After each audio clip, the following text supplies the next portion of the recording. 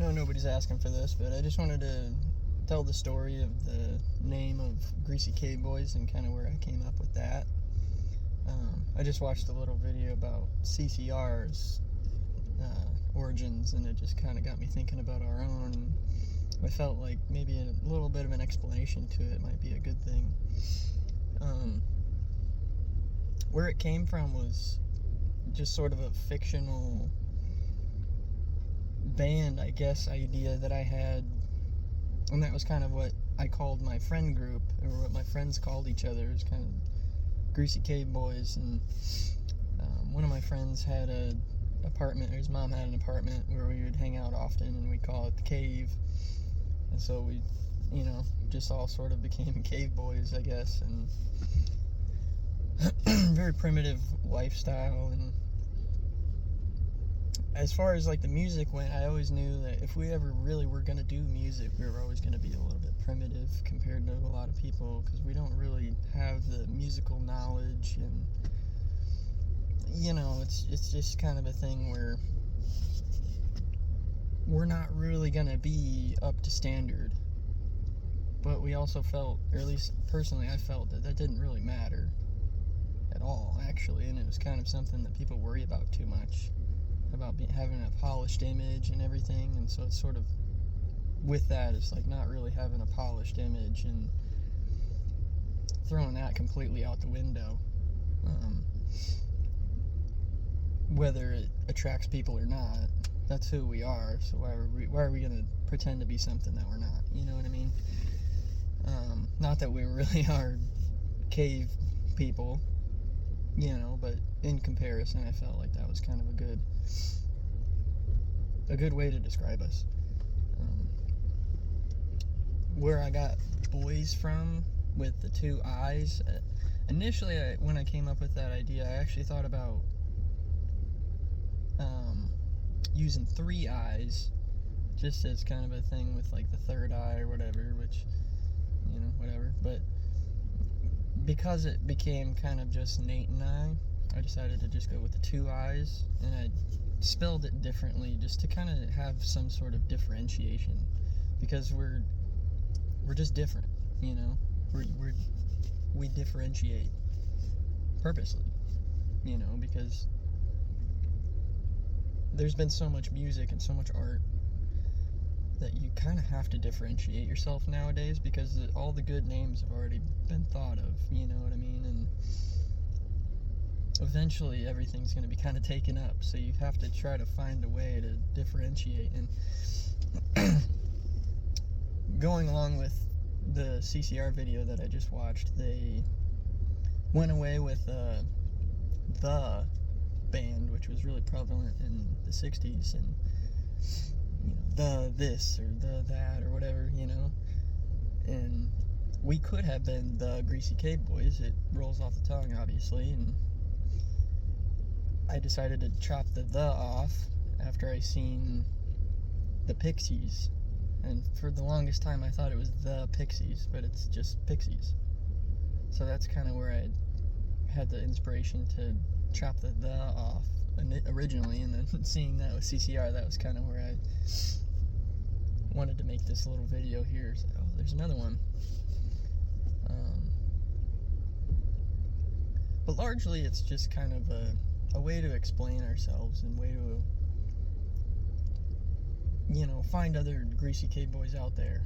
And it's also sort of just knowing that we're not really going to be famous. Speaking for myself, at least, like, I know I don't want to be famous, because that's something that I feel that if we were famous and we were rich and all this, it wouldn't be the same. It would change. So, not that we really would be famous anyways, because I'm pretty sure we probably would not, I know. But I also just don't want that. I never have wanted that, because I've seen so many artists that as soon as they got famous, it ruined their life. They've got all this money and power they don't know what to do with. They didn't even really intend to be famous at all. They just made their music and people just happen to like it a lot, and it blows up and it blows out of proportion. So I just don't want to have to face all of that stuff if I don't have to. You know what I mean? I really don't like criticism and stuff, and I know that it would get to me a lot more than I would want it to. So yeah, it was just kind of a way of being underground, you know, choosing to be underground and not really having an ego and putting ourselves out there and being super annoying about it, and, you know, check us out, check us out, check us out, check us out, you know, like, I don't care about doing any of that. We put our stuff on YouTube and there it is. You can find it for yourself. I like to just be a little hidden gem, you know, of just some like strange experimental music, you know, because really we're just having fun. It's just a hobby, just me and my buddy hanging out and sharing our passion for music and our love for that and finding some common ground, and that's pretty much all it is, you know. We're not really taking it that seriously. I mean, I put a lot of dedication into it, you know, having driven out to Clinton from Marion. It's a 90-minute drive. I've done it over 400 times now. You know, that's a lot of dedication just in that alone, let alone making the music and putting it all together and the quantity that we've got, and trying to do all that stuff while I've got my painting company, while I've been trying to be a runner and also be an artist, because really I'm not a musician at all. I'm an artist. So there's always going to be sort of a primitiveness to what we do, because I don't really have musical knowledge. I couldn't tell you a single note by ear. So it's pure intuition is what it is. And I know it bothers a lot of, especially musicians themselves, that, like, that's not how that is played, or you know, that doesn't even make sense. But exactly, you know, it's just pure intuition, what we know. And it does seem to work out sometimes. And when it does work out, there's a magical, miracle feeling there that it's really hard to describe, but there's so much gratitude and, you know, childlike wonder there. Like, holy cow, how did we do that, you know? It's just something that is, you have to leave it unexplained, really, because there really isn't a way of explaining that. You know, whereas if we were trained musicians and we really knew what we were doing, we would be so worried about everything has to be perfect and everything has to be spot on, and we'd spend so much extra time and stress and things that I don't really have time and energy for. So we do try things a few extra times. Like, we do have some standard to ourselves, and we're not going to just try to make terrible music constantly, you know. Not that our music is that great, I know, but that's it. That's the point. That's exactly it. That's embodying the Greasy Cave Boiis spirit. You know, having strange methods of making music and experimenting with different things, and sort of a caveman approach to it, really. It's a lot of trial and error and figuring it out as we go, and not really having a whole lot of help from the outside world. And, you know, that's pretty much Greasy Cave Boiis in a nutshell for you. And like I said, I know nobody really asked for that, and I know I'm not the greatest at explaining things and talking smoothly like you would want me to, I know, but exactly. You know, that's who we are, so we don't really have to act. We don't really have to pretend to be a character. We are that character. So it just sort of comes naturally. And maybe we'll put a little bit of characters in our music here and there, but largely it's just us, who we really are, and we don't really have to think about it. You know, we can focus our energy and time on other things that actually matter, you know, because I take the approach from a David Bowie interview I saw that really spoke to me, and I've always gone back to that interview. Has influenced me very deeply, not just in my music, but in life in general. Sort of a Buddhist approach, I think, but it's a great interview. I forget who it's with, but you can find it on YouTube. It's a great interview. I highly recommend anybody watch, especially if you're an artist. It was just sort of the idea that, like, people, and it's not even really an idea, it's just how it is, you know. It's a observation of reality that we just insist on having nice things. You don't really need it, you know. And you look back 100 years from now and how much harder it was back then, how much more grateful people were just for the simplest little things, because life is so much harder to just survive it all, let alone have all these luxury things that we just insist upon. You don't really need it. It's a waste of money, honestly. It's a waste of just to try to make things look and appear nice when it doesn't really matter, you know. And I kind of wish people would take that approach a lot more, and I think the world would be a lot better of a place. Maybe it wouldn't look as nice and look as polished, but it doesn't need to be.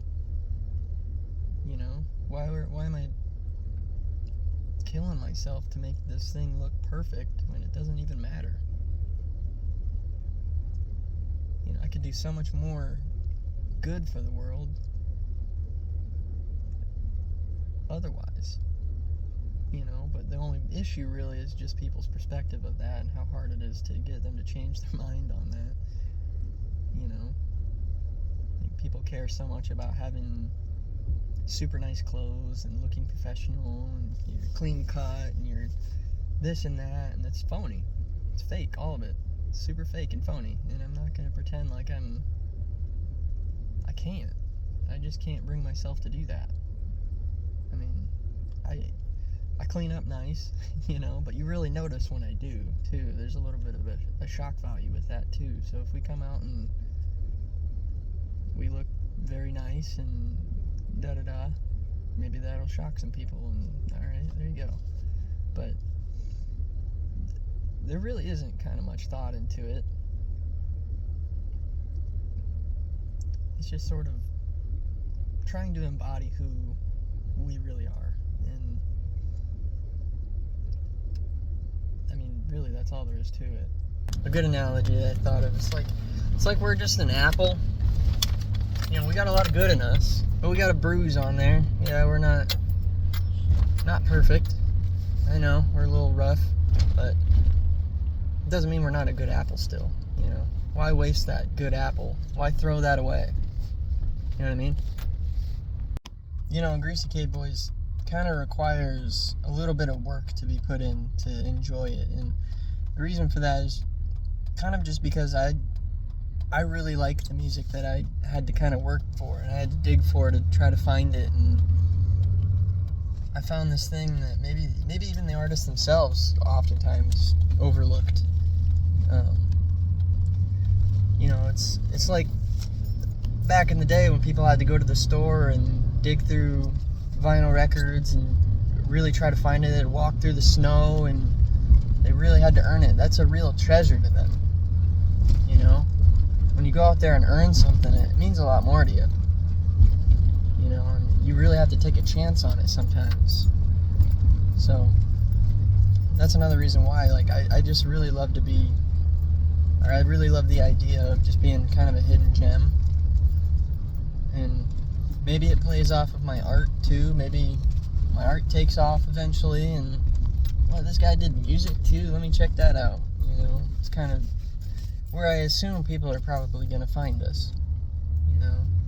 But I don't really like promoting our music, because I know it's not really going to appeal to a lot of people. It's not really made for that, you know. That is kind of the point. See what I'm saying? You know, perhaps someday we'll go extinct, and all this music will be left behind as sort of like hieroglyphics or something, and people will look back at this weird thing that, like, this is what they were doing back then, you know? Like, is this really what people were doing back then? Not really. I know we're going to be kind of a unique thing and just a strange approach to music, I know, but exactly. That's the point, you know? As we kind of anticipate that years and years and years from now, people are going to stumble upon this thing, and hopefully they'll find it kind of interesting and fascinating, and they can kind of reverse engineer everything and understand it on a deeper level than we could. And I like thinking about stuff like that. Excuse me. Especially so in my art. Excuse me. You know, we're just humans. And if you look back in history, it's the same thing. Isn't that what we're doing?